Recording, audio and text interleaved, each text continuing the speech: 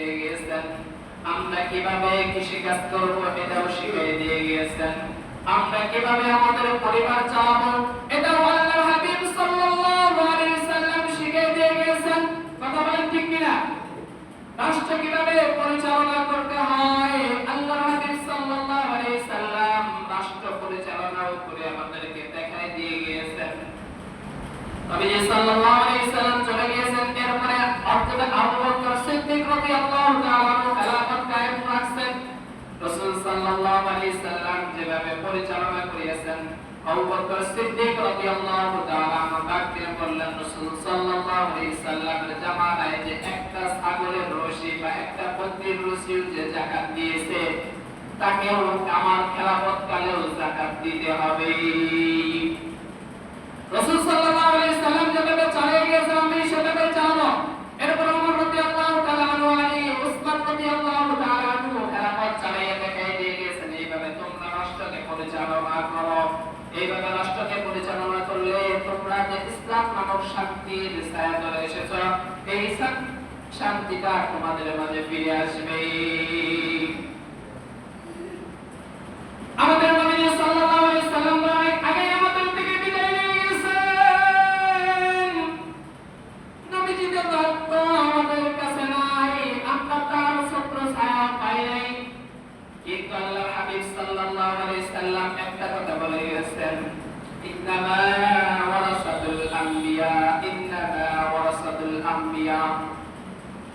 আল্লাহর হাবিব সাল্লাল্লাহু আলাইহি সাল্লাম একটা হাদিস বলে গেছেন, যে হাদিসের বর্ণনা হলো, আমি তো থাকবো না, আমার পরে যে আমার সাহাবাইগণ থাকবেন এবং সাহাবায়ে কেরামের পরে যারা থাকবেন উলামায়ে হযরতগণ থাকবেন, তোমরা যদি তাদের সাথে সদ্ব্যবহার করো, সৎ আচরণ করো, তাদেরকে যদি ভালোবাসো, আমি নবীকে ভালোবাসা হবে। আর আমি নবীকে যদি ভালোবাসো, আল্লাহ তাআলা কোরআনে কারীমের ভিতরে বলে দিয়ে গেছেন, কুল ইন কুনতুম তুহিব্বুনাল্লাহা ফাত্তাবিউনি ইউহিব্বুকুমুল্লাহ ওয়া ইয়াগফির লাকুম যুনুবাকুম ওয়াল্লাহু বিগাফিরিন আম্মা তা'মালুন। আল্লাহ রাব্বুল আলামিন জানাই দিয়েছেন, তোমরা নবী সাল্লাল্লাহু আলাইহি সাল্লামকে ভালোবাসো। নবীজিকে যদি তোমরা ভালোবাসতে পারো, আমি আল্লাহকে তোমরা ভালোবাসলাম। নবীজি সাল্লাল্লাহু আলাইহি সাল্লামের ভালোবাসা কি? এর মূল হাকিকত হলো নবীজি সাল্লাল্লাহু আলাইহি সাল্লামের সুন্নাতকে অনুসরণ করা, সুন্নাতকে মানা।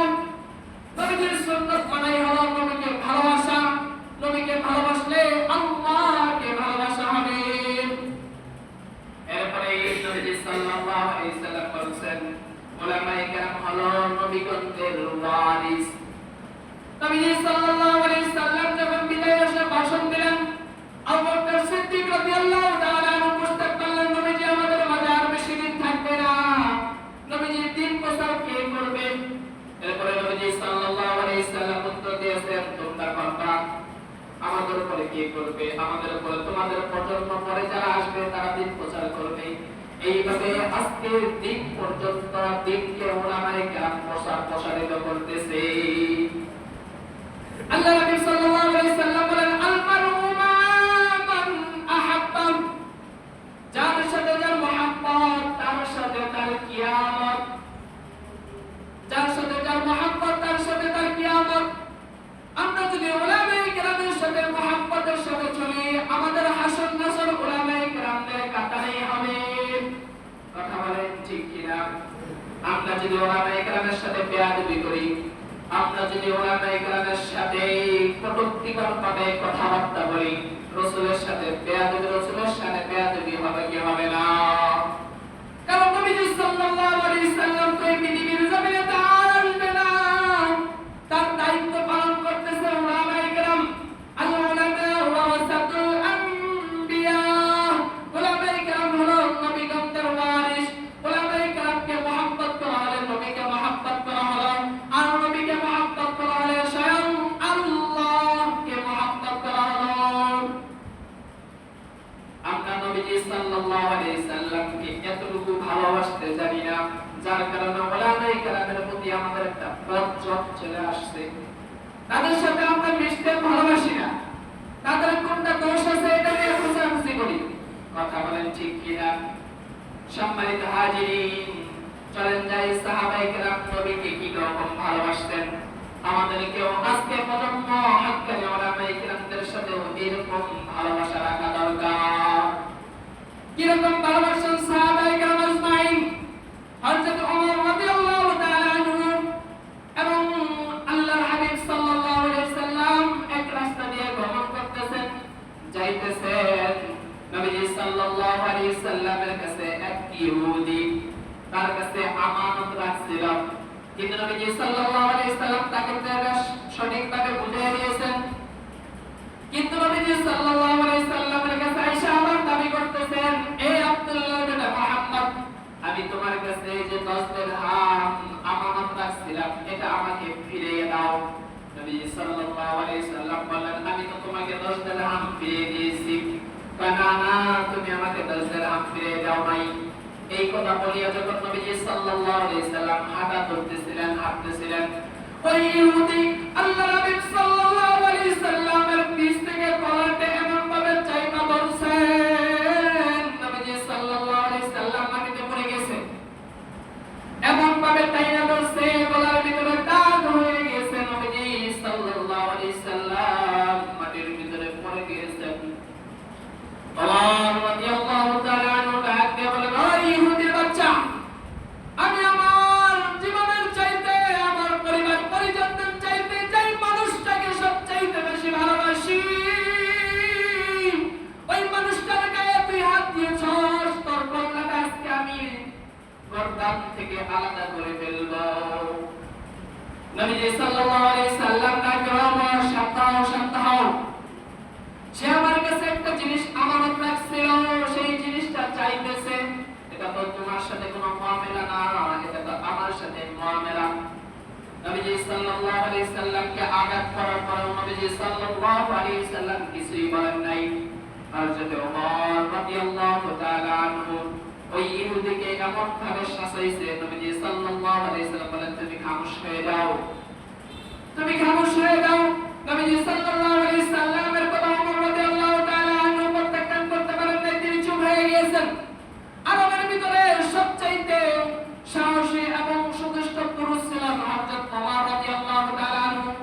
তার সামনে কেউ কোনো কথা বলতে পারে নাই, তার সামনে কেউ কোনো তরবারি বের করতে পারে নাই, স্বয়ং শয়তানও পারে নাই, আপনারা সকলেই জানেন। একবার নবীজি সাল্লাল্লাহু আলাইহি সাল্লাম মসজিদে নববীতে বসে আছেন, পাশেই দেখতেছে শয়তান এক কোণারে বসে আছে। ওমর রাদিয়াল্লাহু তাআলা আনহু যখন মসজিদে নববীতে প্রবেশ করতেছেন, শয়তান এমন জোরে পাততে পাততে মসজিদে নববী থেকে চলে গিয়েছে। নবীজি সাল্লাল্লাহু আলাইহি সাল্লাম দিয়ে মুস্কিনা দাঁত থেকে হাসি দিয়েছেন, এমন ভাবে হাসি দিয়েছেন সাহাবায়ে কেরাম তার 32টা দাঁত থেকে ফেলছেন। সাহাবায়ে কেরাম তাকে বলতেছেন, ইয়া রাসূলুল্লাহ, ইয়া হাবিবাল্লাহ, আপনাকে তো এইভাবে হাসতে দেখি নাই, আজকে কেন এইভাবে হাসতেছেন? সাহাবায়ে কেরামকে ডাক দিয়ে বললেন, ও সাহাবায়ে কেরাম, আমার ওমর রে গোটা আরবের মানুষ না, জিনদের মধ্যে যে ইবলিস বড় শয়তান, ও আমার ওমরকে দেখে ভয় পায়, ও আমার ওমরকে দেখে ভয় পায়। ওমর রাদিয়াল্লাহু তাআলা আনহু যখন ওমর আমার কাছে আসতেছে, মসজিদে নববীতে প্রবেশ করতেছে, শয়তান আমি দেখতেছে শয়তান ওই কোণায় বসে আছে কিনারায়, ওকে দেখে এমন ভাবে করতেছে, বায়ু ছাড়তে ছাড়তে মসজিদে নববী ছেড়ে দিয়েছে। এই ওমর রাদিয়াল্লাহু তাআলা আনহু সামনে রাসূল সাল্লাল্লাহু আলাইহি সাল্লামকে আঘাত করছেন, এমন ভাবে আঘাত করছেন, রাসূলের গলার ভিতরে দাগ হয়ে গেছে। ওমর রাদিয়াল্লাহু তাআলা আনহু ডাকতে বলছে, এই ইহুদি, তুই আমার নবীজির কাছে কয় দিরহাম পাবি? তোর সমস্ত দিরহাম আমি শোধ করে দেব। ইহুদি ডাকতে বললেন, নবীজি, আপনার সাথে আমার লেনাদেনা, আপনার সাহাবী ওমর কেন এরকম কথা বলে? আপনার সাহাবী যেহেতু ওমর আমার পাওনাটা শোধ করবে, আমি 10 দিরহাম দেব না, 10 দিরহামের বিনিময়ে 10 গুণ আমাকে পাকা খেজুর দিতে হবে। নবীজি সাল্লাল্লাহু আলাইহি সাল্লাম ডাকতে বলেন, আমি এতগুলো খেজুর কোথায় পাবো? আমার তো গাছে কোনো খেজুর পাকে নাই। ওমর রাদিয়াল্লাহু তাআলা আনহু বললেন, ইয়া রাসূলুল্লাহ, আমি দিয়ে দেব, আমি গতকালকে খেজুর পেড়ে আপনি কি করেন আপনার ওই পাওনাদার ইহুদিকে আমার সাথে পাঠাইয়া দেন। ইহুদি বলেন যাও যাও তোমার পাওনার উপর দিয়ে দিবেন। আমার ইহুদিকে ডাকতে বললেন ইহুদি তুই কতগুলো টাকা কতগুলো দিরহাম পাবি নবীজি সাল্লাল্লাহু আলাইহি সাল্লাম কাছে যা চাইছিস আমি তাই দিব। চল চল যে খাদেমগুলো আছে এগুলোকে নিয়ে আমার গুদামে চলে আয়। ওমর রাদিয়াল্লাহু তাআলা আনহুকে আল্লাহর হাবিব সাল্লাল্লাহু আলাইহি সাল্লাম ডাকতে বললেন তুমি ইহুদির সাথে অন্যায় করেছো, তাকে তুমি মারতে চেয়েছো, তাকে তুমি কটূক্তি গালিগালাজ করিয়েছো, তুমি 10 মণ খেজুর দিবা না, আরেক মণ খেজুর বেশি দিয়ে দিবা। নবী সাল্লাল্লাহু আলাইহি সাল্লাম ওমর রাদিয়াল্লাহু তাআলা আনহু বলেন কেন আমি আরেক মণ খেজুর কেন বেশি দেব?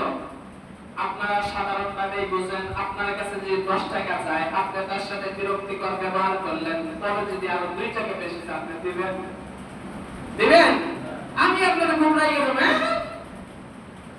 10 টাকা 2 টাকার বিনিময়ে 10 দিরহামের বিনিময়ে 10 মণ খেজুর দিতেছি, আমার এনে 1 মণ খেজুর বেশি দেব? এরকম হবে কি হবে না আমাদের ক্ষেত্রে? ওমর রাদিয়াল্লাহু তাআলা কোনো শব্দ করেন নাই। দেখেন এই জায়গায় কি ভালোবাসা ছিল নবীজি সাল্লাল্লাহু আলাইহি সাল্লামের সাথে। নবীজি যেভাবে বলছেন সেভাবেই, আর কোনো কথা বলেন নাই। ওমর রাদিয়াল্লাহু তাআলা ইহুদিকে নিয়ে তার গুদামে চলে গিয়েছেন। গুদামের ভিতরে যাইয়া তাদের কামরাদেরকে বলছেন দাও দাও 10 মণ খেজুর মেপে তুমি নিয়ে নাও। ওমর রাদিয়াল্লাহু তাআলা দাঁড়ায় আছেন, গোলামরা কি করতেছেন খেজুরগুলো 10 মণ মেপে নিয়েছেন। মেপে যখন চলে যাইতেছে ইহুদিকে ডাকতে বলেন ইহুদি আরেক মণ খেজুর বেশি পাপ।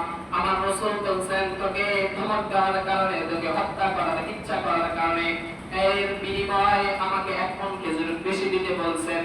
আর কোনো কথা বলতে বলেন নাই, তোর গোলামদেরকে বল আরেক মণ খেজুর যেন বেশি মেপে নিয়ে যায়। ওমর রাদিয়াল্লাহু তাআলা এই কাণ্ড দেখিয়া সাহাবায়ে কেরাম কতটুকু মহব্বত করতেন, ভালোবাসতেন নবীজিকে।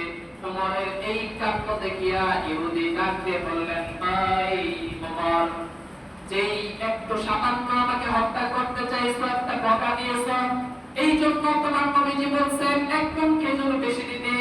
যেখানে 1 মণ খেজুর দিলেই আমার পাওনা শোধ হয়ে যেত, ওইখানে আরো 9 মণ আমি বেশি দিতেছি, আবার তুমি 1 মণ বেশি দিতে বল।